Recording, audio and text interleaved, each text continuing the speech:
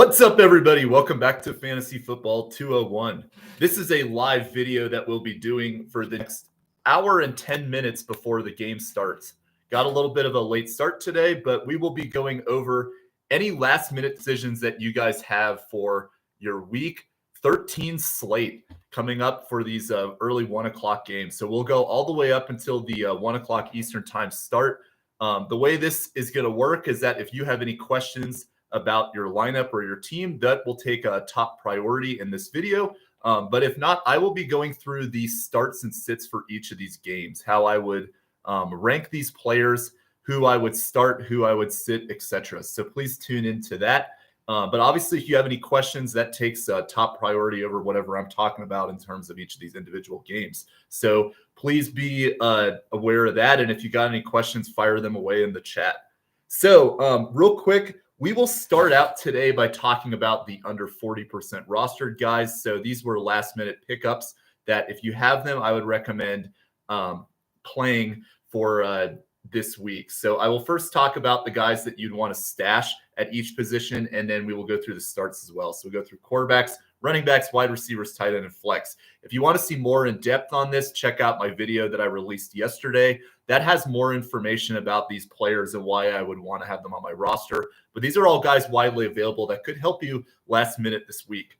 So we'll start at the quarterback. At 15.5% roster, Derek Carr is a good stash for this week, and that is because he has a nice playoff matchup coming up. This week against the Rams is a pretty good matchup, but then in week 14, when you got a couple guys like Lamar Jackson, Jaden Daniels, etc. on bye, Derek Carr gets the New York Giants. So that's a pretty good matchup for him. I think he should do well in that game and give you some good numbers. But then after that, he's got Washington, Green Bay, and Las Vegas. So Derek Carr, a good pickup for a stash. For a start, it would be Matthew Stafford, at 38.5% rostered. I would start him this week. I think this matchup against New Orleans is great. And as you can see in my last video, he's put up great numbers since Puka and Cooper Kupp have been back and healthy. So overall, his numbers don't really reflect the true story of how he's performed this season. But Matt Stafford is a great start for this week. I would put him in as about my quarterback 12 for the week. And then honorable mention stash at quarterback is Will Levis. Will Levis, only 4.7% rostered, but he has the number one strength of schedule the rest of the way. After this Washington matchup, he gets Jacksonville, Cincinnati, Indianapolis, and Jacksonville, which I've talked about multiple times is about as good as a fantasy football playoff schedule as you can get to close the season. So Will Levis in those deep leagues could be a very valuable asset for you. Running backs that I would be stashing, starting, and a good honorable mention for this week. Braylon Allen, you must stash for this week. If Breece Hall does not go for whatever reason, then you have an immediate start there with Braylon Allen. But then also there's a good chance that Breece Hall, if his knee is really injured, and if this Jets team is just going to be eliminated, which it's looking like they are going to be pretty soon, then they may just play Braylon Allen more. So I would definitely make sure that he's rostered. He's only 22% rostered right now, so he's definitely out there, and he could be a huge sleeper for you the rest of the season. And then my start is Jeremy McNichols, and this is another great stash candidate because since my video has come out, Austin Eckler has been put on IR. So that means that Jeremy McNichols is going to be valuable for a couple weeks. They do have a bye coming up, but even this matchup against Tennessee, I think he will be successful for you.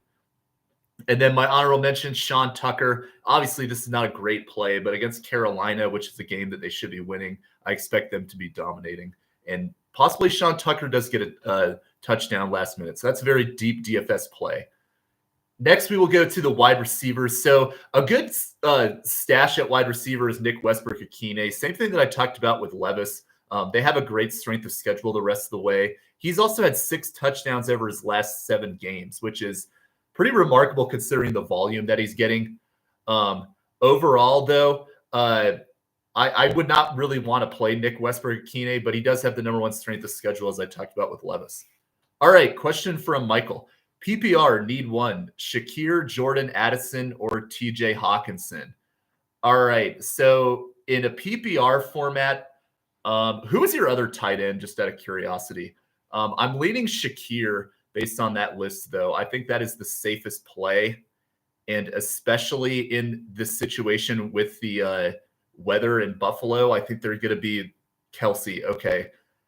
Yeah, Okay, so you already played Kelsey. Yeah, I think Shakir is probably your best bet, to be honest with you. I think that Buffalo is going to rely quite a bit on Shakir because the weather is bad in this game. And I think there's a good chance if they are going to spread the ball downfield, it's going to be to Shakir because they're going to rely on those short PPR situations. So I see this as a game where Shakir gets 7 or 8 catches in a game that should be snowy. TJ Hawkinson is not a bad option as well, but I think Jordan Addison is risky. So if I had to pick one for you, Michael, I would go with Shakir. And if you've got any other questions or if anybody else tunes in, just ask questions away and I'll continue with my program that I got here. But if not, if you got any other questions, that takes top priority. Start among the lightly rostered wide receivers is Marquez Valdez-Scantling. So basically what I like about him is that he is the number 1 wide receiver on the Saints. The Rams are notorious for giving up big plays to wide receivers. And they also have a good strength of schedule, as I already talked about, Derek Carr. They get the Giants in week 14. So this is not only a good start for this week. I don't love Marquez Valdez-Scantling, but I think if there is a week where he could have a big performance, I see this is a game that he will. And then against the Giants next week, it's also good for him too. And then Xavier Legette, honorable mention, gets Tampa Bay. A good matchup for him. I just want to see Legette dominate the targets more before I feel confident to put him back in again. He's obviously shown flashes, but the situation with David Moore getting more involved last week is a bit concerning for me to feel confident playing him. Tight end. So my start among the lightly rostered tight ends is Will Disley. He's only 32.8% rostered. I think what's going to happen in this Chargers game is that Disley is going to be very involved. And because they lost J.K. Dobbins, who was kind of their insurance short back that would be a good PPR machine for them. But now I think they're going to rely more on the tight end to get involved. We've already seen Quentin Johnson struggle with drops. So I think Disley has a big increase in targets this week and has a pretty safe game for you if you need to plug him in among lightly rostered options. Other solid options, he's over 40%, but for Freiermuth, I like Disley more than Freiermuth this week, though. Freiermuth gets Cincinnati, which is a good matchup. And then another deep league option if you're really desperate is Austin Hooper and Dawson Knox. Knox, because of kind of this similar thing as I talked about with Shakir, is that, they're probably going to play a short game that revolves around, like 10 to 15 yards down the field. And that could work well for Knox as well. And then Austin Hooper, as I mentioned, is a really ugly play, but he's gotten 4 targets the last 3 weeks and has put up at least respectable numbers that don't kill you. Flex options. These are all wide receivers. So my start is Devon Villay playing on Monday night. I think he's really stepped up as the second wide receiver on this Broncos team. And they get Cleveland, which is a pretty good matchup. They also have another awesome matchup the upcoming week so they have a bye, but then they get Indianapolis in week 15, and then they get Cincinnati in the championship, which is great for Devon Villay. QB next week, 6-point touchdown, 0.5 completion. Geno at Arizona. Arizona's defense is playing better, so that's not super thrilled about that. Carr at the Giants. Jameis Winston at Pittsburgh. So that's a sit to me. I would not be playing Jameis against Pittsburgh. And then Caleb Williams at San Francisco. Yeah, I think based on that, I think that Derek Carr is the safest of that option. But Caleb Williams is really playing well too. So my thing with Caleb Williams is that they've changed offensive coordinators again. So I'm really not confident that he's going to put up the big numbers again, because now that they promoted Thomas Brown to head coach, he's got to get used to a whole other offensive play caller. So I think your safest option there, Michael, is to go with Derek Carr at the Giants. But if I had to pick a second, it would be Caleb Williams at San Francisco. I see that as kind of a get-right game for San Francisco, because I'm expecting that they're going to lose to Buffalo. And, at that point, they're really their backs are really against the wall, and I think they're going to go all out against the Bears in that game. So Derek Carr among those quarterbacks. All right. And then other good lightly rostered options to plug into your flex. Noah Brown is a solid stash option to me. I think if you're really desperate, you could play him, but he got 10 targets last week, 6 for 71. He's given you consistent numbers right around 10 PPR points. That's not anything special, but it's at least enough that it gives you a good floor should you be desperate. And then Calvin Austin gets Cincinnati. Calvin Austin is a big play wide receiver, fast guy who can really break the big play, and that is exactly what Cincinnati is susceptible to giving up frequently. So Calvin Austin at 1.5% rostered is a very deep league start consideration who is probably still out there. All right, so if you guys got any questions, just ask away. It doesn't necessarily have to be about this week. It could be about trades, dynasty, etc. This live video is designed to ask your questions, but if not, I will go through each of the games and who I will be starting and sitting at each position. All right, so Chargers and the Falcons. This is a dome game, so that is nice for not having a lot of the weather effects that some of these other games may have. Justin Herbert, I would be starting. He's playing well. I'm not very intimidated by this Atlanta defense. Herbert, to me, is a top 12 quarterback this week, and I would start him in single league form or single quarterback formats. Gus Edwards. So he's an okay start. He's like a flex consideration player to me. I don't love running backs of Gus Edwards' archetype because since they are not pass-catching running backs, it really does not give you a good floor should this team be losing. I'm expecting that the Chargers will be winning this game, though. So because of that, I think that Gus Edwards will be playable.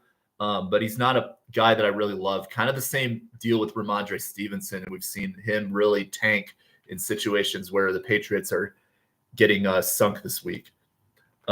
So, I mean, between Edwards and Ramondre, that's a pretty good start-sit comparison. I would go Ramondre just because we've seen him with the volume still be productive. We have not really seen Gus Edwards with the full workload, what that looks like. I think that I would still play Ramondre this week over Gus Edwards, but they're kind of in that same range of like RB2 to RB3 that I'm not really thrilled to play, but they are solid options based on the volume they're expected to get. All right, at wide receiver, McConkey, I would play for the Chargers. I would not play Quentin Johnston. I would not play Josh Palmer, although I think Palmer is a sneaky player to look at long-term because Johnson's struggling with drops. And because of that, Palmer got eight targets last week. So he's getting more involved. He's just never really put anything consistently together in fantasy that makes him a playable wide receiver right now. Will Disley, as I said, is my start. Really like him to get a lot of receptions in this game and a lot of targets. So he should give you a consistent floor. Cameron Dicker, one of the best kickers that you can have, is a start. And then the Chargers defense, I'm not thrilled to play them against Atlanta, but it is around a defense number 15 play that gives you an okay floor. All right, Atlanta. I'm not playing Kirk Cousins. He's looked pretty rough the last few games. I do like the fact that, he's coming back home. They're off a bye. He could, I expect him to have a better performance than he did against Denver the last time we saw him. But at the same time, I'm not really thrilled about playing him over other options. But if you're in a 2-quarterback league, then yeah, go ahead. But Kirk Cousins to me is around the QB 15 to 18 range. So in single quarterback leagues, I would not be doing that. Bijan, you're obviously playing. Algier, I'm sitting. Drake London, I'm going back to starting again. This is a tough defense, but London, I think, should be effective enough for you to be able to play him. Darnell Mooney, I think, is not really in play for me. He's in that flex range where, if you're talking Mooney versus Jawan Jennings, I would go Mooney this week because of the weather dome situation. But if you're looking at guys around that range, Mooney, to me, it does not go over guys like Calvin Ridley, Marvin Harrison, etc. London, yes, Mooney kind of depends on the situation, but lean towards sit. And then the other wide receivers would not be playing. Kyle Pitts, the byproduct of inconsistency, as he always is. I think this is an okay week to play him. I'm not really too concerned about Kyle Pitts, but I think that there are other options that are better. So I would probably go Disley over Pitts, just because I know that Disley will be getting involved. Koo, I think there's better kickers out there, but this is in a dome, and he does well at home, so he's a solid kicker to play. And then the Falcons' defense would be a no for me. All right. So we got 55 minutes. Ask any questions that you got. This video is designed to answer your questions. If not, I'll be going through each of these games, players that I'd be starting and sitting. All right, Cincinnati and Pittsburgh. Playing in Cincinnati, a little bit of a wind expected, wind chill around the 20s. Not really too concerned about the fantasy assets in this game, though, because of that situation. Russell Wilson is a great play for this week. Really like him as a start for Cincinnati. The running backs, Najee Harris, I would play. Jalen Warren, I would not play. I think that, Harris, when Pittsburgh has the ability to run the ball effectively, Harris is pretty good, and then Jalen Warren is pretty mid. So I suspect Cincinnati has not been a good run defense throughout the season. So I suspect Harris will give you a solid enough floor that he's about an RB20. Jalen Warren, I just don't think will get the opportunity to really be startable. George Pickens must play. This is a great matchup for him. Calvin Austin, as I mentioned earlier, is another good streaming consideration, but really among a lot of the guys that you probably already have on your roster, he's not really worth starting over them. Freiermuth, another good play. What do you do with Mike Williams, who has just not gotten involved since being traded? And the answer is you just keep an eye on him. I think this is kind of the make or break week where, like, is he going to go the Deontay Johnson route, or is he going to go more of the Hopkins, Devontae Adams route where he starts to get more involved and they utilize him more? But yeah, it's just crazy to me, like, how Deontay Johnson has had absolutely no involvement in Baltimore since being traded there. But that's another story. Boswell, you play. Steelers defense, I would sit. I know they've been a great defense, but Cincinnati, I think, will be fine. And I suspect this will be a high-scoring game across the board. So Joe Burrow, you're playing. Chase Brown, you're locking in just about every week. To me, he's a top 10 running back rest of season at this point. Make sure Khalil Herbert is stashed then if you have Chase Brown, because this offense is – and the thing with the Bengals, too, is that they have a lot of good matchups. So even though right now they're 4-7, if they win this game, then they have a real argument to get back up to like 8-7 by the time they play the Denver Broncos in week 17. And I suspect that game will really have a big – if Cincinnati does manage to pull off 4 straight wins, which is definitely possible with the quarterback that they have, then that game is really going to have implications for the playoffs. So, I suspect that there's going to be some big performances from the Bengals over the next couple of weeks. Jamar Chase, yes. T. Higgins, yes. Everybody else, no. So Gesicki, Burton, all those guys I'd be sitting. The only ones that I really would want to play among the skill position players are Chase, Higgins, and Brown, and I think all of them will be great this week despite playing Pittsburgh. Sit McPherson and sit the Bengals defense. All right. Next is the Texans and the Jaguars. This game is another one where you can kind of rely on the fact that, you don't have to deal with inclement weather. They're playing in Florida, so should be a good matchup. And the other thing is that the Jaguars defense is terrible. So this sets up very well for the Texans players. CJ Stroud, he's struggled all year, but this is a good game that you could put him back in your start. Joe Mixon, another, he had a down game last week against Tennessee, but now you can start him again with confidence. Nico Collins, fire him away. Tank Dell was the player I mentioned that you could start, who's also struggled. This is a great week for all the Texans. I would not go so far as to play Dalton Schultz or John Mechie, options that are kind of more in that like 3rd to 4th range among the pass catching options, but they are all good plays nonetheless. In terms of the kicker, Kaimi Fairbairn, yes, and then Houston Texans, my defense that I featured in my video that came out on middle of the week, I think Wednesday. They are another good play for this week. So that's why I loved them. And, if you've been rolling with them lately, you can feel confident against Jacksonville again. As far as I'm tracking, Trevor Lawrence is playing in this game. Okay, yeah, he's, according to a report 20 minutes ago, he is active. So that's good for the I think pretty much everybody in this game, because you want to have a competitive game where probably not for the Houston defense, but it's good for everybody else in that, like, you want a competitive game. So you want these Texans players to be throwing it. I'm suspecting this game. If you could bet on like one game having the highest over under, it may be this one. It's either that or the New Orleans Rams game. Do you play Lawrence? I would not, but I do think he will keep it respectable enough that, you know, if you're desperate, I'm thinking 15 points around quarterback 15 to 20. So Travis Etienne, no. Tank Bigsby, no. I think I want to see these guys actually be productive before I feel confident playing one of them again.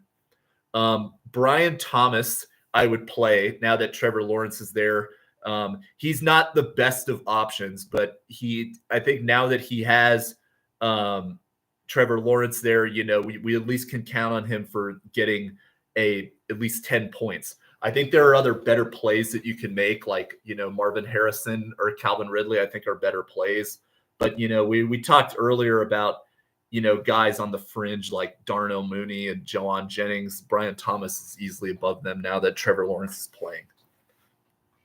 The other wide receivers, no. Evan Ingram, I think, should have another good game that you should be able to play him again. Been a little bit disappointing, but he is getting volume that you like. And then I'm not playing the Jags defense or their kicker. Arizona and the Vikings. This is another game that I'm suspecting pretty good fantasy numbers for, and they're also in a dome. So that's good. Kyler Murray is a guy that I would be starting for this week. I think this is a game where he turns it around, and I know he's had a lot of yo-yo performances this season, but I think in a game where they're playing inside, they got to win this game because they just lost the last one. I'm thinking Murray will be able to expand the field. The Minnesota defense has struggled in terms of passing, and I think that this will be a game where Murray can get the ball around to McBride and Harrison pretty effectively. James Conner is not a great start for this week, but I think if you are, you don't have a lot of other great options, then Conner would be in play. But I think he's kind of around that running back like 20 to 25 this week. Trey Benson, sit. Amari DiMercato is also a sit. Harrison, I already said, is in play. Michael Wilson is like interesting in a deep league format, but I would not really go as far as to play him in most situations. But, you know, is Michael Wilson or Calvin Austin? So I would, in that case, go with Calvin Austin, probably with the matchup. But I do like the fact that Michael Wilson, he gets involved as that third receiver. He usually gives you consistent enough production that doesn't kill you. Dortch, zones, etc. can all be sat. Trey McBride is a sit. Or no, sorry, Trey McBride is definitely a start. I'm sorry. You definitely want to fire up Trey McBride. He's easily a top 5 tight end rest of the season. There's an argument to be made for him anywhere between like 2 to 5 to me. So you want to make sure you're putting him in your lineup. What's going on with Arizona's kicker? I think that they signed someone or something. For some reason, I'm looking at the Sleeper app and they don't have a kicker highlighted. It was Chad Ryland for a while. I don't know what's going on there, but not really looking to play Arizona's kicker, and their defense I would be sitting. Minnesota. So Sam Darnold to me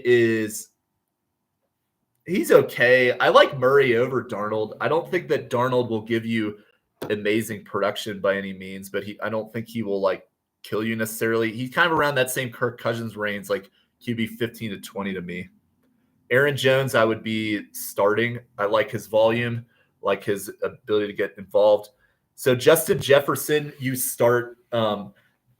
Addison had that blow-up game, and I've gotten a couple questions about what do you do with Jordan Addison? Do you play him this week?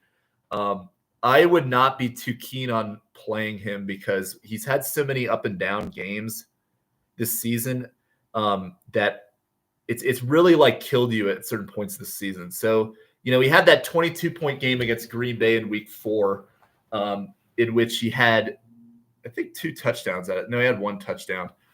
So, but he had a really good game in week 4. Then he followed that up with 6.6, in which he had 3 receptions for 36 yards. And then he was down for quite a while. He had 9 points, 4 points, 16, 4, 15, and 30. So he's played a lot better as of the last 2 weeks. But, you know, I think there are better options than Jordan Addison. And I personally think that it's a very risky play to put him back in again and expect what happened last week. Arizona's defense is solid. too, so that also kind of hurts you. TJ Hawkinson, I think he's a good play at your tight end. There was a question earlier from Michael about would you play Shakir or Hawkinson, and I would lean Shakir in that situation because in a full PPR, I think Shakir is going to get consistently involved. Hawkinson to me is more of a dart throw in that sense that he had a really good game last week, but that was also a game in which Justin Jefferson was shut down.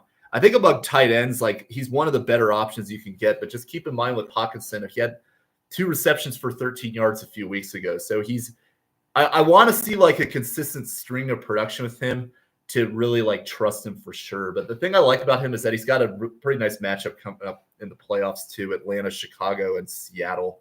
And then in week 17 against Green Bay. So solid matchups for Hawkinson coming up. But yeah, I'm hoping we get more of these 9 target performances like we had in weeks 10 and 12 for this week. We'll see how that goes against Arizona, because Arizona is kind of a tough matchup for tight ends this year. All right. And then John Parker Romo, whatever his name is. I don't know why I said John Parker, but he's a good kicker for this week. But Minnesota's defense would be a sit for me. I think Arizona will be effective enough. And I just think even though Minnesota's defense is number 1, I just think there's better streaming options that you can go with, as I've said. Like Houston against Jacksonville is a great one.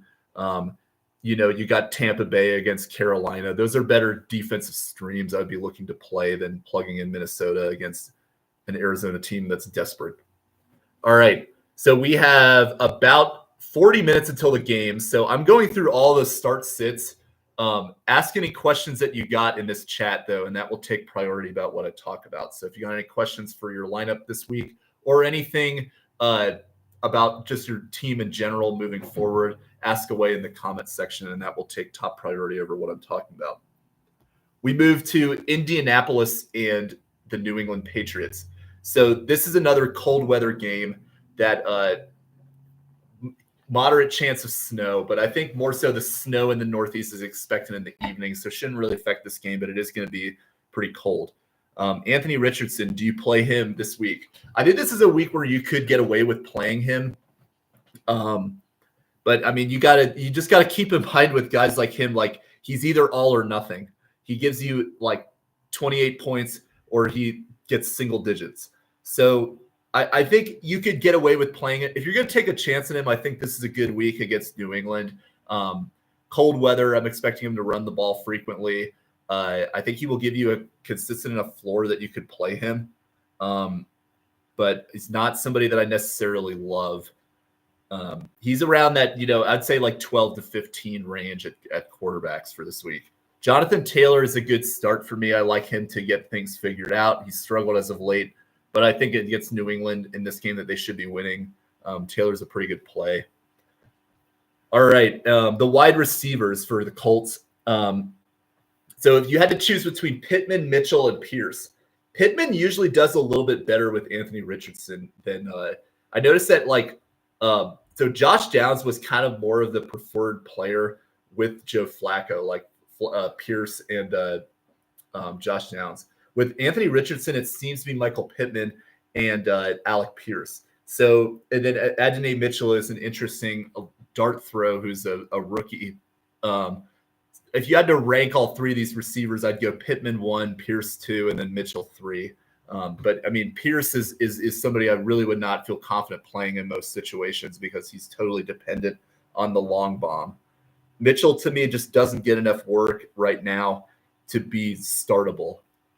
Dynasty, though, I think I'd probably take him over all 3 of these guys. You're not playing Mo Alley Cox. He's only ever any good if he gives you a touchdown.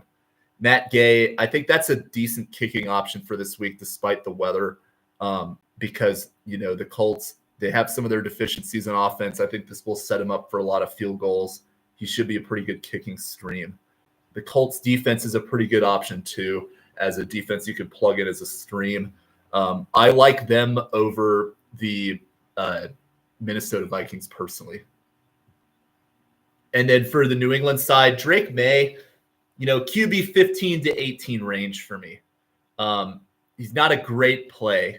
So I think there are better options you can pivot to. I would go Richardson over May, for example, in this game. Ramondre, this is a game that concerns me, but I think that he could probably give you a pretty consistent floor against the Colts. And again, with the cold weather, maybe they'll get him involved in the passing game, which they don't consistently do. But I do feel that you could plug him in your flex. But I do see a potential for a lot of bust potential out of Ramondre Stevenson in this game. Do not play Antonio Gibson. Do not play any of these receivers. They're just not – there's nobody really standing out among this group. And this has kind of been the theme with this team for years, it seems. Demario Douglas, Boutte, Bourne, Polk, all those guys are just dart throws to me. I think if you had to take a chance on any of them, I would probably lean Douglas. But I've trusted, as you've seen, those of you that's been following this channel for a minute, I've put a lot of trust in Douglas, and he's just kind of let me down. So I don't really know if I feel good going back to him again. Hunter Henry, I think if you're going to go with any pass catching option on this team, that's the best one you can. I mentioned Hooper as well, but I mean, you'd have to really be desperate to go that far. So Hunter Henry is probably a good start this week.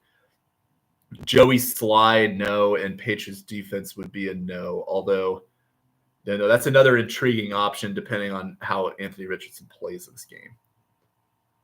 All right, the Seahawks and the New York Jets. So this game is again going to be another cold weather game. I'm thinking that, because the weather is not specifically going to be rainy or snowy in this game, I'm not super concerned about it from that perspective.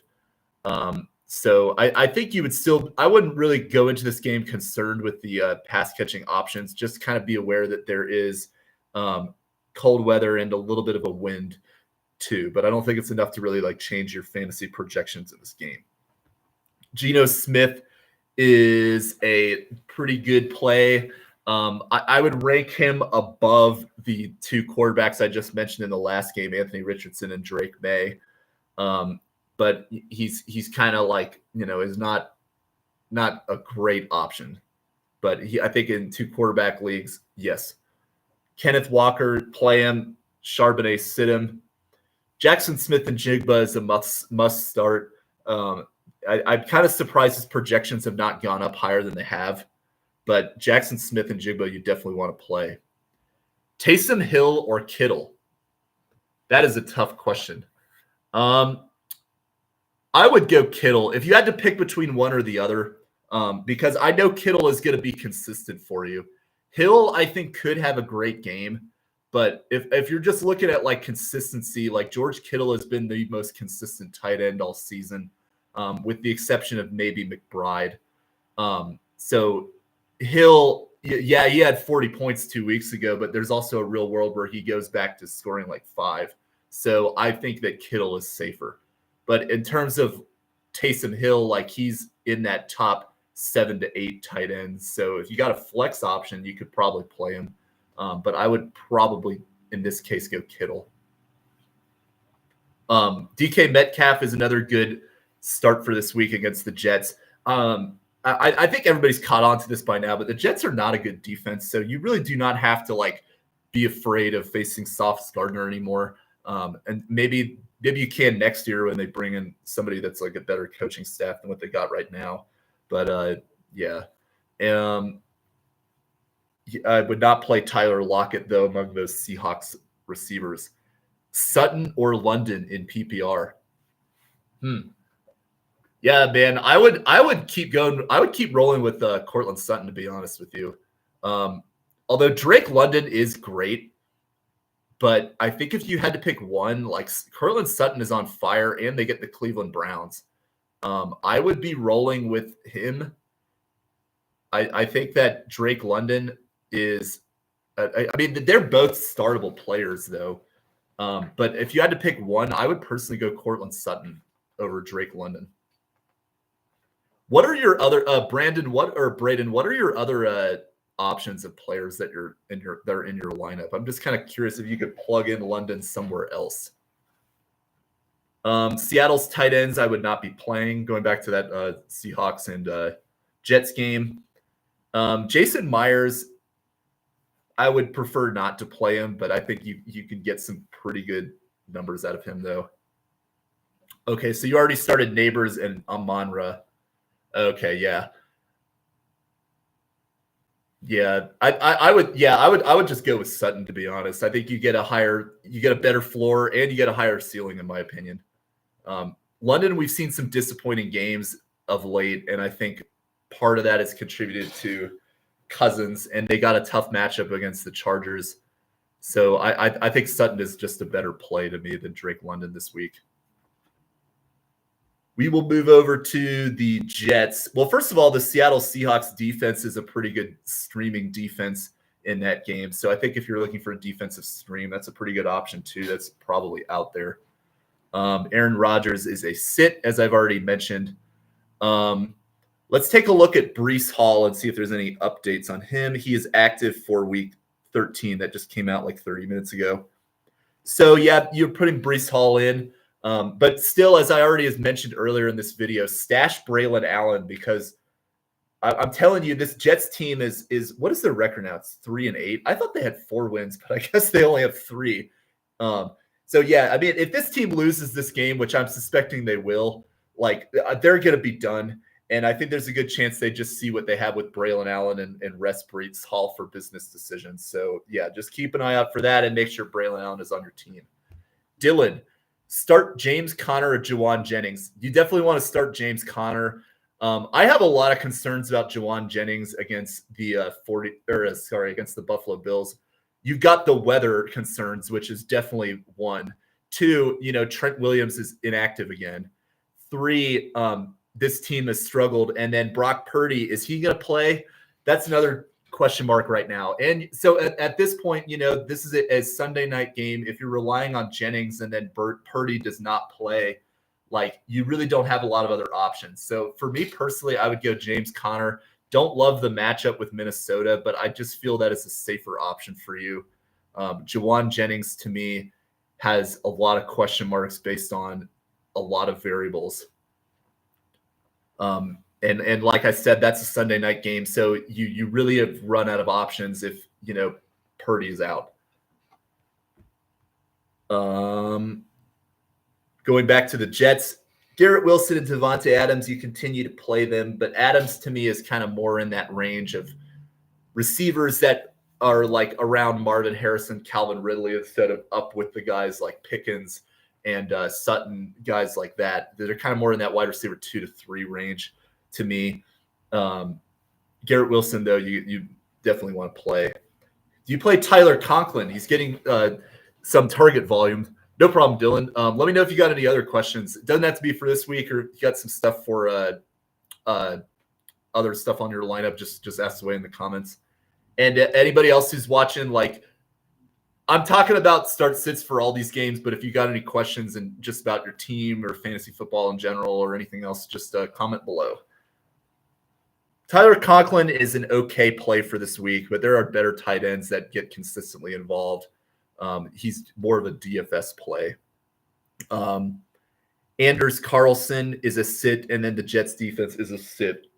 Despite, if anybody is still holding on to the Jets defense, I would not even be tempted by the Geno Smith matchup to start them because they have just not been good this season or consistent. Tennessee and Washington. So this is going to be another game that's cold weather, but not really inclement weather in terms of like snow. So because of that, I'm not really too concerned about the fantasy players this week. Will Levis to me is a sit, but as I've mentioned with him, he's got a great schedule coming up. He gets Jacksonville in week 14, so he's a great bye week replacement for, if you have Jaden Daniels or Lamar Jackson on a bye. So it would be good to stash Will Levis if you have space for him. And then he has another just amazing schedule, including Indianapolis, Cincinnati, and then Jacksonville again, which is number 1 for quarterbacks. So just keep that in mind. Like Will Levis could really be a sleeper rest of season. I feel like a broken record saying that, but it's just I'm telling you, like in the playoffs, you really get these guys that like you just hate through the season, but then they have an amazing schedule and then they go off in the playoffs. And Will Levis is somebody that really could do that. I do see a lot of potential for that. Tony Pollard to me is a play, but I would sit Tyjae Spears. Pollard is kind of so let's say like Pollard or James Conner as an example. I would lean James Conner in that situation, but they're both kind of in a similar situation where I expect them to get volume, but they have tough matchups. I would still play Tony Pollard, but Tyjae Spears is just not getting enough involvement for me to play him. Calvin Ridley is in play again. I would start him against Washington, and I love his matchup as well, as I've already said with Levis.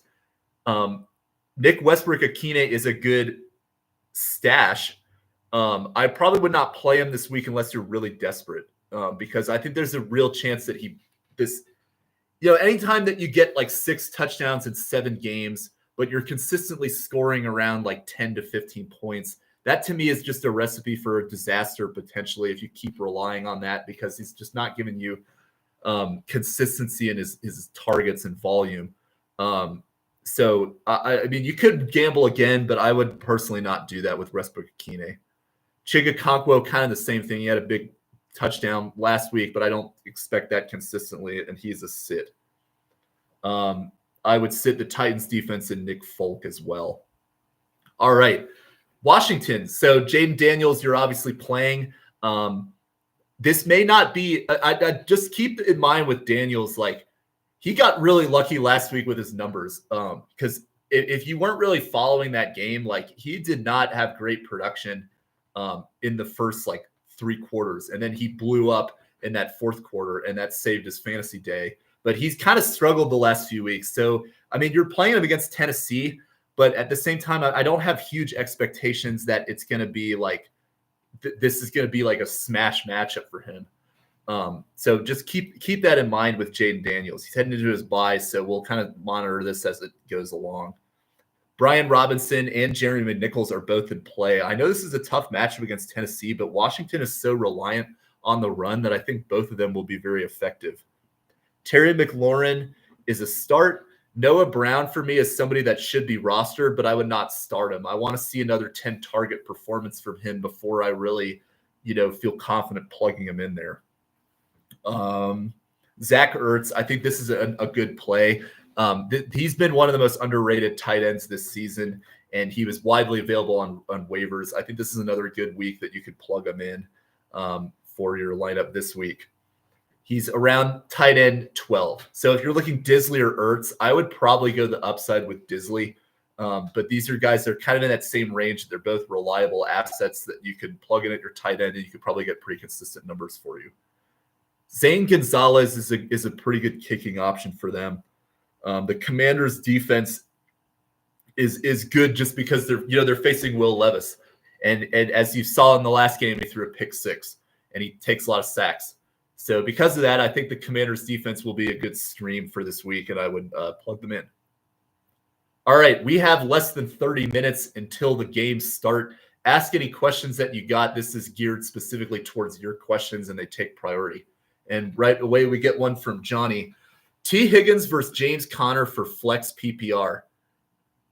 T. Higgins to me. So I know Pittsburgh is a tough matchup at wide receiver, but I would personally play T in this game against Pittsburgh because, they've got Joe Burrow, he's arguably the best quarterback in the league right now. T. Higgins is going to get involved. I would feel, especially since you're in a PPR league, I would feel a lot better about playing T. Higgins than James Conner. Although, James Conner I don't think will be bad, but, if you have a choice between Higgins and Conner, I'm going T. If you got any other questions, ask away. We will move to, you also have Tank Dell on the bench too, but T. Higgins has a higher ceiling. Yeah, you got to go with T in this situation, especially like you're saying you're trying to get into a playoff spot. T. Higgins to me has elite potential in this game, despite the matchup. Tank Dell to me he has a good matchup, but we have not seen the elite performances from Tank Dell, at least not this season like we had from T. So go with T. Higgins in this game and hope it breaks out for you. I'm actually a Bengals fan too, so I'm hoping they win this game. My primary team is the Commanders, but the Bengals, I grew up in Cincinnati, so they're my second team. So I'm hoping for a big game from T as well. Tampa Bay and Carolina. So we're now in the PM games. But, you know, I'm going to be talking about these games. But if you got any questions, as I said, ask away and I'll get to those first. Baker must play this week. Bucky Irving must play this week. As I've already said with Bucky, like I love the playoff schedule for the Buccaneers as well. They have an awesome running back schedule the rest of the way. And Irving as a pass catching running back is probably a must start running back the rest of the way. Rachaad White, I think you can get away with playing him this week, but he's a little more concerned to me long term. Taysom Hill still has a good start this week. Also, if I start Connor, what would be a good defense to stream? I usually go with the Vikings defense every week. What other options are out there for you on waivers? So that's what I would ask you, Dylan, is like, what are your other like pivot options you have out there on waivers? Ask me that and I'll kind of let you know if it's better to just go with Minnesota or pick one of them. And yeah, I think Taysom Hill has a good matchup this week. I just want to see like consistency with him because we all know that Taysom Hill has that elite upside, but we've seen so many times that he burns you once you feel like you have confidence in him. I think this recipe sets up well for him to be successful against the Rams.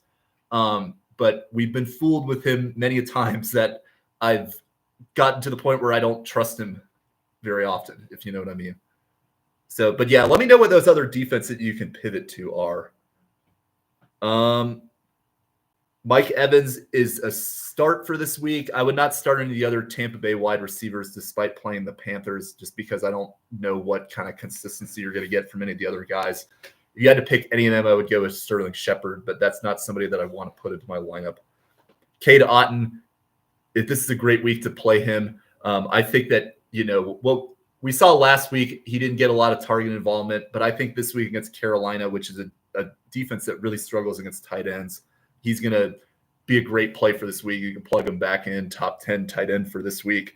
Chase McLaughlin, great kicking streaming option available. This is somebody that is a top 10 kicker for me, and if he's out there, which he should be, that's a great option you could pivot to. Tampa Bay defense is a great defense for this week. So, Dylan, that's your defense where, like, check to see if they are out there because Tampa Bay, if they are, definitely pick them up and play them. Carolina. Bryce Young is playing better. Do you want to play him against Tampa Bay? And to me, I would not do that. You know, it's kind of sad because like I don't want to keep like bashing on this guy, but like we're talking about him playing better, and he had 16.5 fantasy points last week. So like that just shows you how low the bar is for him right now. So I would not be playing Bryce Young. I think even in 2 quarterback leagues, I think you'd be better off just finding another flex player that I think could give you just a better like upside ceiling than Bryce. Chuba Hubbard, though, is a must start to me every week now. And we only saw Jonathan Brooks get 2 carries. So because of that, I think he's clearly out of the picture. Okay, these are the defenses that you have available for you. You have the Patriots, Colts, Rams, Seahawks. No Commanders or Tampa. That sucks. Okay, so you've got the Seahawks is a pretty good stream. The Chargers are a good defense, but this is kind of a tough matchup for them against Atlanta. I would not go Jets, Browns, or Saints or Falcons. Okay. So based on all your options, I would go with the Seahawks. That's what I would personally do. I think the Colts are solid as well. So I think if you're looking at like specifically like a defense that you could plug in for this week for Minnesota, I would go with the Seahawks because the Seahawks have been playing pretty well the last 2 weeks. They got a pick 6 last week. Aaron Rodgers has really not looked very good anymore. Breece Hall has injury concerns right now. That's probably your defense that you want to pivot to. Now, I would not drop Minnesota. If that option is on the table for you and you don't have any other players that you can drop, then you're probably better off just keeping Minnesota and rolling with them. But if you do have like a fringe player that you can drop and then pick up Seattle for this week, I would probably do that. And then you could just plug in Minnesota in the future and then send Seattle back to the waivers for another good defensive stream the next week. So that's what I would do in that case, is pick up Seattle, play them, and then keep Minnesota on your team. But if you're not in a position where you can drop anybody except Minnesota, then just put the Vikings in and just hope for the best in that situation. Hope that makes sense. Let me know if you have any questions about that. Question from Alex. Sort of confuses what to do with my lineup. I can start both Connor and Hubbard as my RB2 and flex, or do I drop Connor in favor of Gus Edwards? PPR. No, because Gus Edwards, if you're in a full PPR league, Gus Edwards has pretty limited upside in terms of PPR. James Conner is a pretty good pass-catching running back. He struggled last week, and he gets a tough matchup with Minnesota. But I'm thinking that he's going to be involved enough that he's still going to be somebody you play. Same with Chuba Hubbard. Like, Chuba Hubbard has a good matchup against Tampa Bay. They're probably not going to be winning against the Bucs. I'm suspecting the Bucs will kill them, to be honest. But both Connor and Hubbard have good pass-catching capabilities and can give you a consistent floor. Gus Edwards, my fear with him is that, let's say that Atlanta starts off hot and then they get 2 long bomb touchdowns. They're up 14-0. Then, Chargers are going to be playing from behind the whole game. And they're not going to be using Gus Edwards, who is not a good pass-catching running back. They're going to be subbing in like Haskins and Kamani Vidal. There's just too much risk with Edwards right now. I know he's a hot name because of the Dobbins injury, but you're better off playing James Conner and Chuba Hubbard in your RB2 and flex. So that's what I would do in that case, Alex.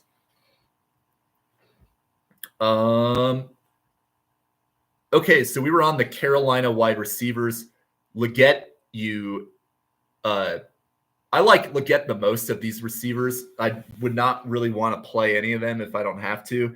But I think if you're going to roll with any of them, I would roll with Leggett because of the upside, then Thielen because of the track record, and then David Moore because of what he did last week. It's kind of going off of more just potential to me is why I would go Xavier Leggett. But, David Moore is if he puts up another performance like that where he gets over 100 yards and over 10 targets, then he really becomes a very interesting stream for this next week. I hope Jatavian Sanders is okay because I was really liking him as a breakout candidate, and then he got involved in that Chiefs game, but then terrible neck injury. I hope that he's going to be okay. Tommy Tremble is the backup, and he's not of interest to me. I'm not interested in Eddie Pinheiro or the Panthers defense, though. All right, so we've got about 15 minutes. So ask any questions that you got in these last few minutes before the games start. I'll be staying on until 1 o'clock Eastern, so ask any questions that you got. I'll probably go a little bit over it as well just to close out the rest of these games. We've got the so I'm talking all the games, but if you got a question, that's top priority. Brian, are we buying low on Keenan Allen? He's out there on my waiver wire. Yeah, you definitely want to pick him up if he's on waivers, and he's finally delivering on some big points. Yeah. So I'm a little concerned about the Bears changing offensive coordinators again because, I would have preferred them just keep Eberflus because Thomas Brown had the offense going pretty well, and Caleb Williams was getting the ball consistently to Allen and DJ Moore. So there may be a little bit of a dip now because they have a new OC again. So, but I would definitely, if Keenan Allen is out there and you could pick him up, I would definitely do that.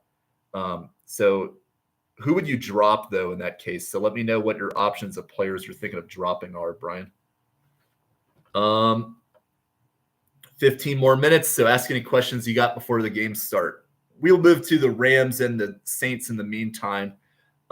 Stafford, good start for this week, under 40%.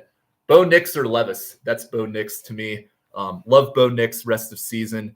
And, yeah, he's got a good matchup against Cleveland too. So I would go Bo Nix. But if you got Levis, that's a great pivot for you in week 14.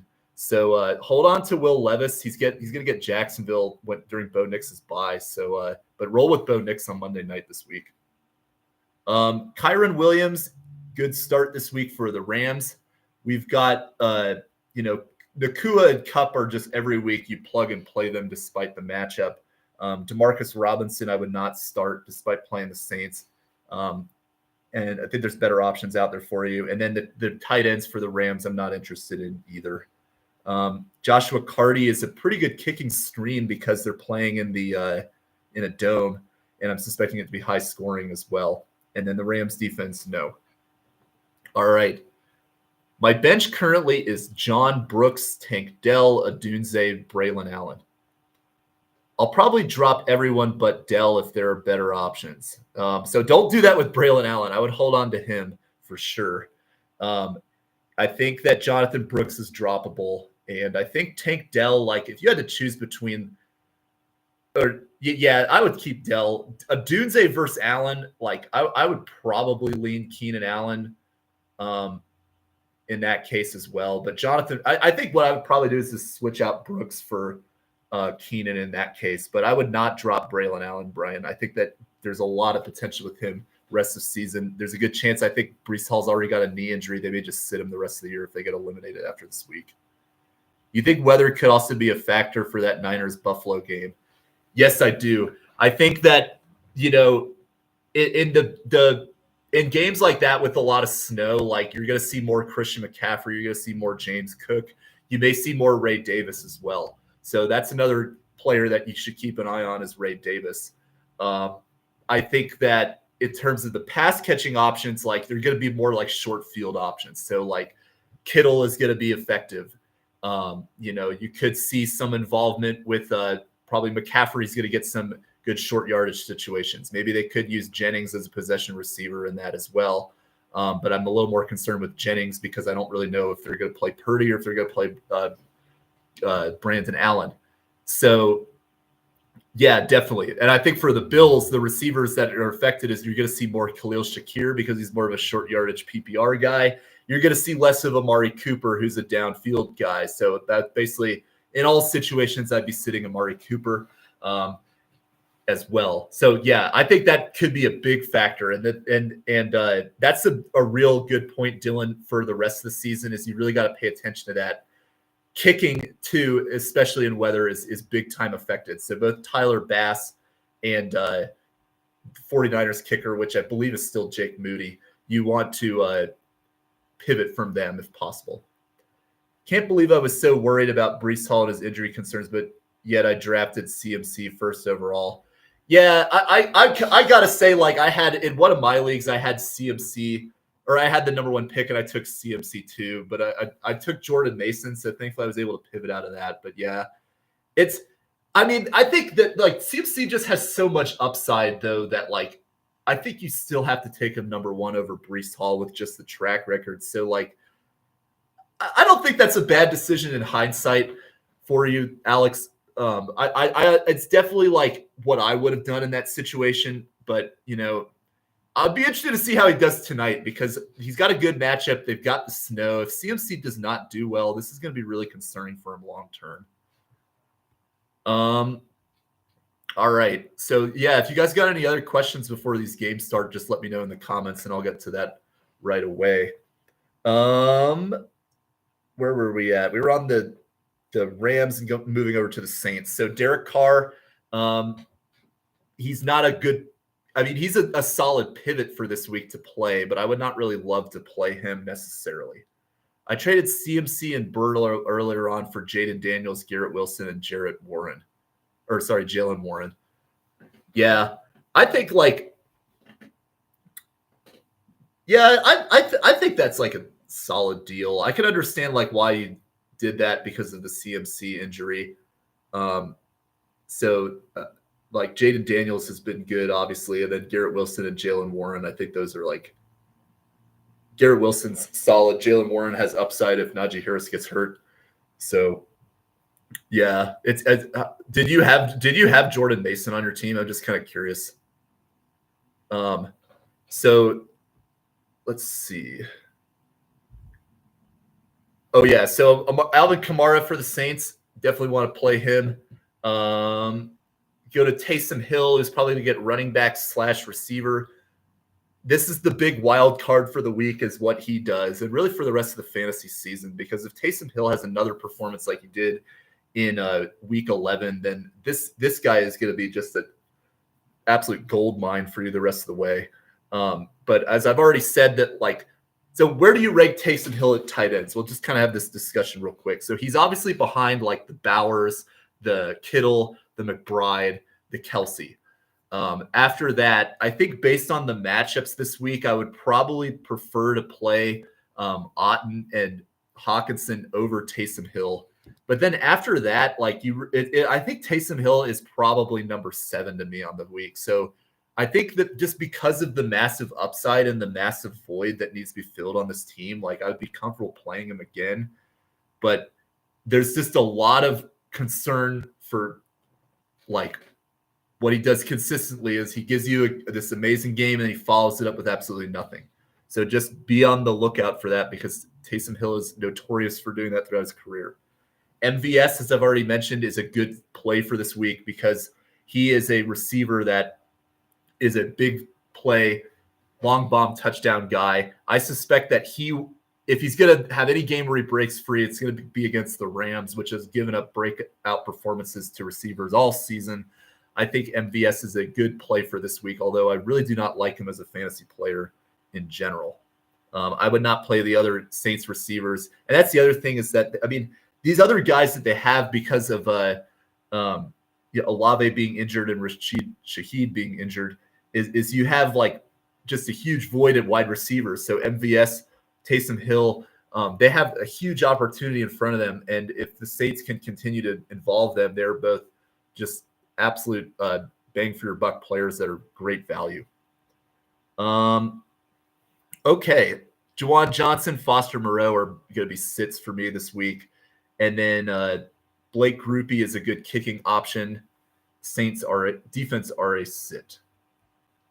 All right, we're down to the last 3 games. And if you guys got any questions last minute for your lineup, it doesn't have to be these 1 o'clock games. If you got any like 4 o'clock or later game questions, ask away. We have the Eagles and the Baltimore Ravens. Jalen Hurts must start him. Saquon Barkley must start him.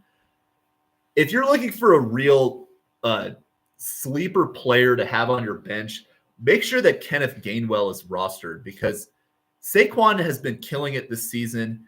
And if anything were to happen to him, which, I mean, he's had his fair share of injuries throughout his career, Kenneth Gainwell has a huge potential to be an elite upside player should anything happen to Barkley.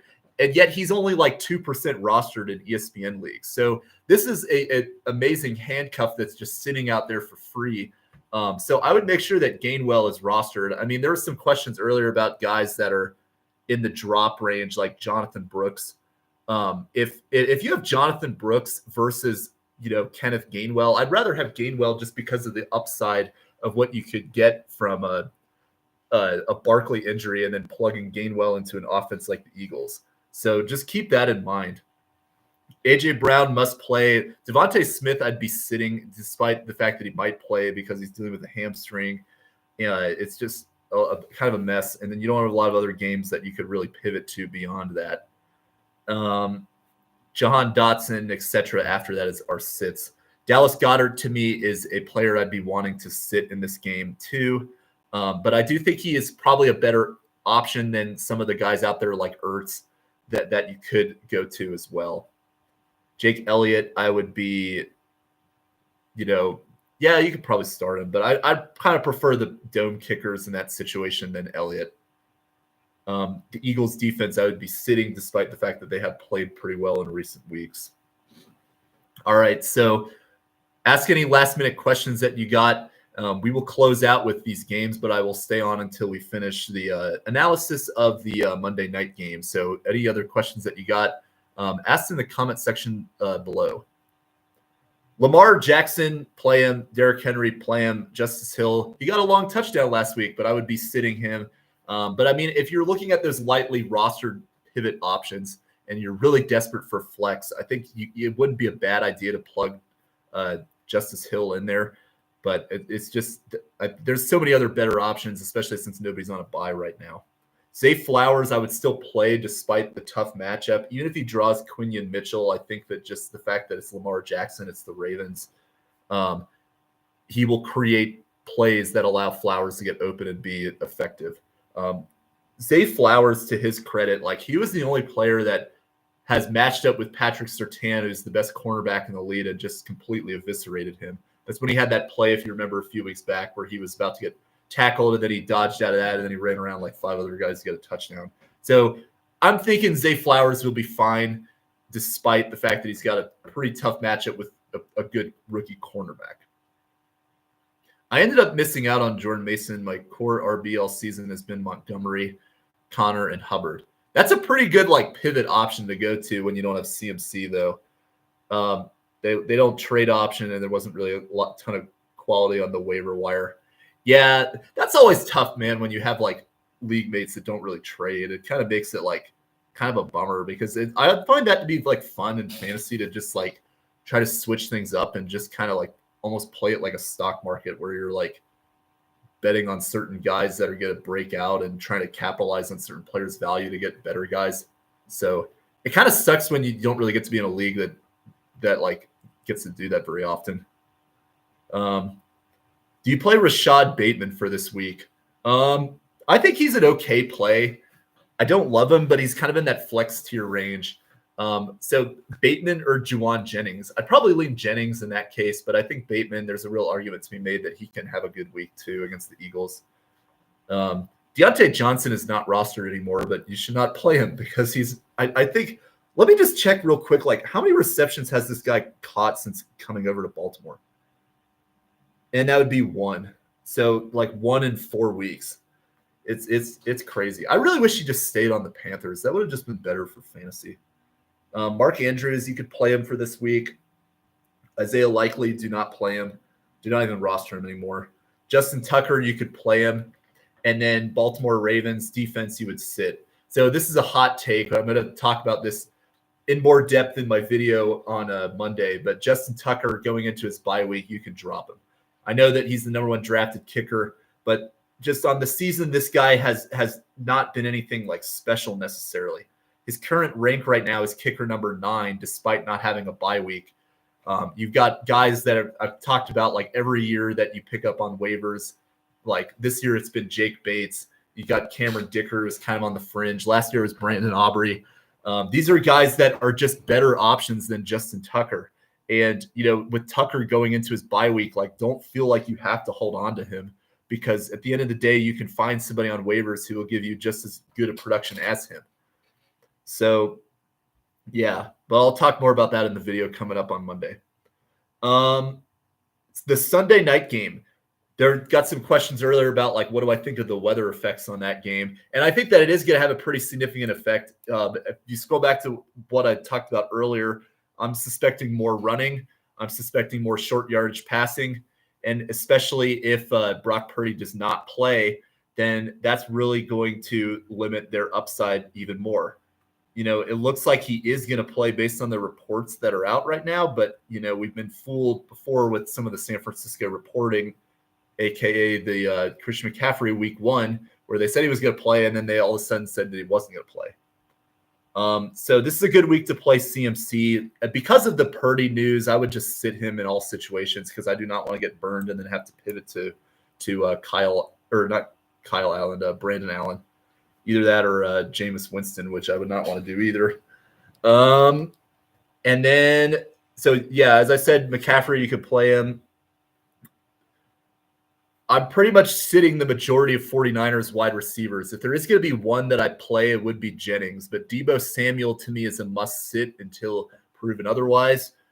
Would not drop him, but he should not be started. And then Ricky Pearsall, to me, is a must-sit and probably should not be rostered right now unless you're in a dynasty league.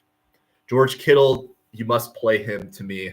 I know that even if Purdy does not play, I think Kittle will be perfectly fine. I would be sitting the kickers, Jake Moody and Tyler Bass with the snow. I would not feel confident playing any of them. I would pivot to a guy kicking in a dome because there's just going to be more reliable options for you there. The 49ers defense, I would not play against the Buffalo Bills. All right. Now we move over to the Bills, and we got the 1 o'clock games have just been locked in. But if you got any 4 o'clock game questions, ask away in the comments below. Or if you just got any questions in general about your fantasy team, happy to help you guys there. All right, Josh Allen, you will be starting him for this week. Pretty much no questions asked. James Cook, starting him this week. Pretty much no questions asked. Ray Davis. So if this game is going to be like the blizzard that they're projecting it to be, like Ray Davis could be an effective stream for you. So if you're really desperate, there's a world to be made that he could get involved, but I would probably not be playing him over other options because there's no teams on a bye. But he's somebody that should definitely be rostered because, as I mentioned earlier with Allen, Braylon Allen, if anything happens to starting running back, they become a huge lottery ticket for you. Wide receiver, Amari Cooper, you're sitting him in all situations. This is the exact type of game in which I suspect him to get 0 points. The snow, the inconsistency, the fact that he really hasn't done anything all season except for like 2 games. Yeah, there's just no reason to start Amari Cooper tonight. Khalil Shakir, though, that's a great play because of the snow. I think he will get consistently involved and be one of the best receiving options on this team. What is going on with Keon Coleman? He is questionable. Just don't even go there. Even if he plays, like at that point, you've got so many other like players that have already played ahead of him that you should really not be holding out for Keon Coleman at all. What do you do with Curtis Samuel? He had a good game the other day. He's on that fringe roster range to me where if he does the same thing that he did against the Chiefs where he gets a touchdown, he gets like 6+ targets, then now he becomes more interesting. But to me, that was kind of just a fluke game until we kind of get a more consistent showing from him. Dawson Knox is an okay tight end to stream, but he's around tight end 15, so there's probably better options that you can get. Tyler Bass, he's been a good kicker for the most part this season, but this type of situation with the weather, I would not be trying to play him. I'd be trying to look for somebody else that you can get. If you could pivot to like Will Lutz in that Monday night game, I would definitely do that over Tyler Bass. And then the Bills defense. So this is a defense that so if you go back to my defense video, like they should definitely be rostered because they have an amazing schedule in the week 16 and 17, but against 49ers, they should be able to play them in the snow, but probably not with, especially if Purdy does not play, then you're playing them. But I would try to be looking for other options in the Bills for this week.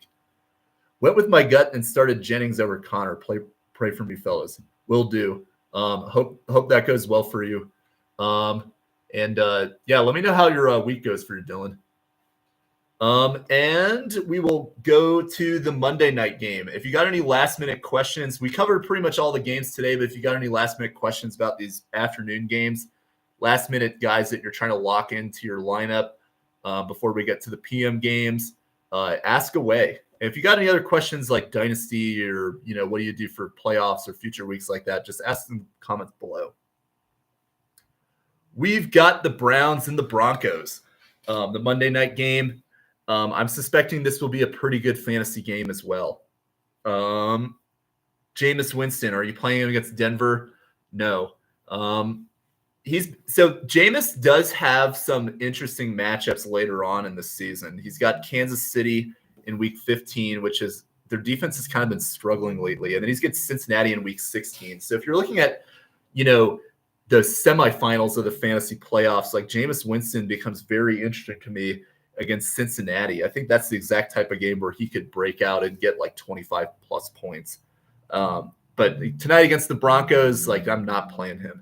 Nick Chubb, he got 2 touchdowns last week, but this is the exact type of trap game to me against the Broncos run defense, which is pretty good. They shut out Bijan Robinson a few weeks ago. So what makes me think that like Nick Chubb will be able to have a productive game against them? And you'd be waiting till Monday. I would not go with Nick Chubb. Jerome Ford, I would not go with him either. Jerry Jeudy, to me, I think you could get away with playing him. He's the best of the receiving options, and especially now that Tillman has a concussion and is not playing, I think Jeudy is definitely in that must-start consideration among the wide receivers. Elijah Moore gets a lot of targets, but he really does not put up a lot of numbers. And that's kind of been the thing with him for a while. So unless he gets a touchdown, he's kind of a little bit like too risky for me to play. What do you do between like Elijah Moore and Deebo Samuel? And to be honest, I would go with Elijah Moore because Deebo Samuel has been terrible. So if you're in these like last minute game decisions and you're trying to decide between those two players, I'd play Elijah Moore. And then what do you do at tight end with David Njoku? I'd be playing him. He had a down week, but remember, he dropped a touchdown. So his numbers would have looked better. They were also playing in the snow in that game. So Njoku is pretty consistently involved. It's just kind of a off week for whatever reason. But I'd play him again, David Njoku. Question from Johnny. Not sure if you went over this, but any low risk, big reward type players that could be out on waiver wire? Yes, so I did kind of talk about that at the beginning of the video. The guys under 40% rostered that you can pick up. I'll just kind of breeze through them real quick. Like, great option for you in week 14 is Will Levis, who is only 5% rostered. He gets Jacksonville in week 14, so that's an excellent bye week replacement. At the running back, check if McNichols is there because he's only like 10% rostered right now, and Austin Eckler is on IR. So because of that, McNichols could be great, but he does have a bye week in week 14, so just consider that. But they've got some pretty good playoff matchups. Braylon Allen, to me, is a lottery ticket because, as I said, I think there's a good chance that Breece Hall is sat for the remainder of the season, especially if they lose today, since he's got a knee injury and this team is spiraling pretty quick. And then at wide receiver, it would be MVS. They need a number one wide receiver. He's done well with that responsibility so far, and they get the Giants in week 14. So that's a great pivot for you there in that bye week. Other good options like Leggett is only 38% rostered. I really like his upside. And then if you're looking more at tight ends, Will Disley. And then other receivers I mentioned as well, Devon Villay, good pickup for Monday night. And in that fantasy championship game, they get Cincinnati in week 17. So those are all names that I really like, Johnny. I go a little bit more in depth at the beginning of the video, and then I also talk about it in my video on Saturday that I released too. So if you want to check out that in more detail, take a look at those videos that I had earlier in the week. Dustin Hopkins against Denver. I think that would be an okay kicking stream. Usually at altitude, the kickers can get more distance on it.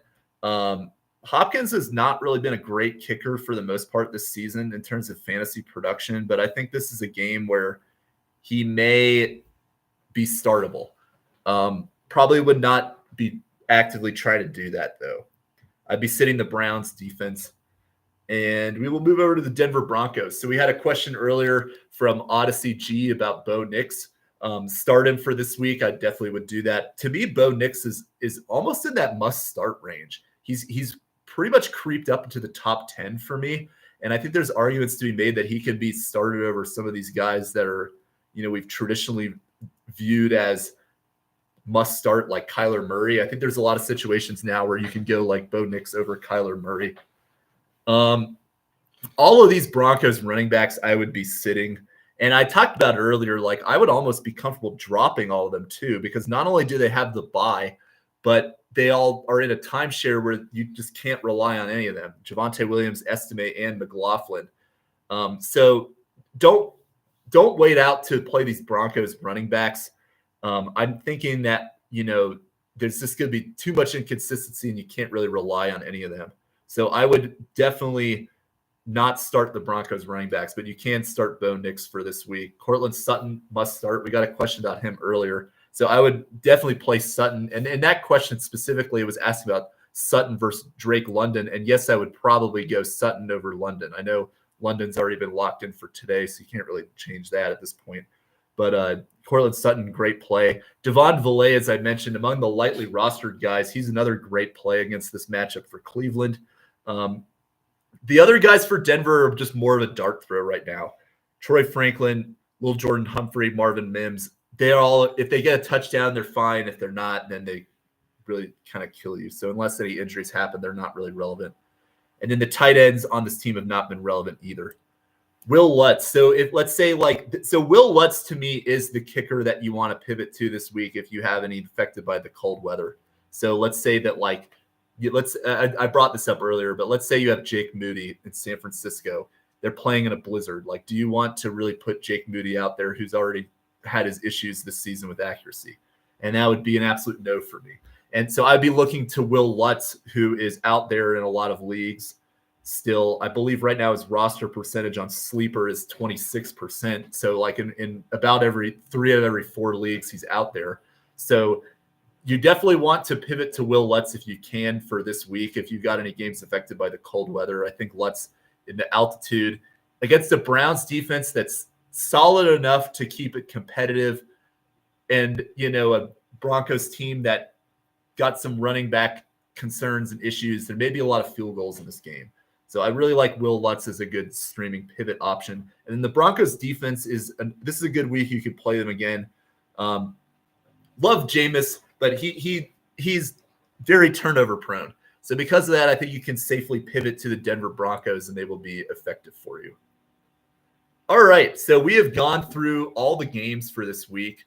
And if you got any last minute questions, ask them below. If not, we'll sign out in the next minute or so. So just as a heads up for this upcoming week, if you're new to this, we have videos that come out every Monday, Tuesday range that look at the waiver wire pickups. I talk about the players that you want to pick up from waivers, guys that you could drop, etc. So take a look out for that. That'll be coming up. This week is going to be important because there's a lot of teams that are going to be on a bye in week 14, including some heavy hitting fantasy options like the Commanders, the Ravens, the Broncos, etc. So you're really going to want to make sure you can get some good options for this week on waivers in week 14. And then we'll be starting to talk about the playoffs as well. No problem, Dylan. Thanks for all the great questions in the Sport for the Channel. So we'll be talking more about the playoffs, going into some matchups that you want to have and players that you want to stash for those specific weeks that you're in. So we'll be talking about that for this upcoming week. Believe it or not, we only have about 4 weeks left of the fantasy season after this week for most leagues. So season has come and gone pretty quickly, but it's been a lot of fun. So we'll be signing off here in just a sec, but thank you all for watching, and best of luck in week 13. Let me know how it goes for you all, and tune in for my video coming out on Monday. All right. We'll see you guys later. Have a good one. Bye.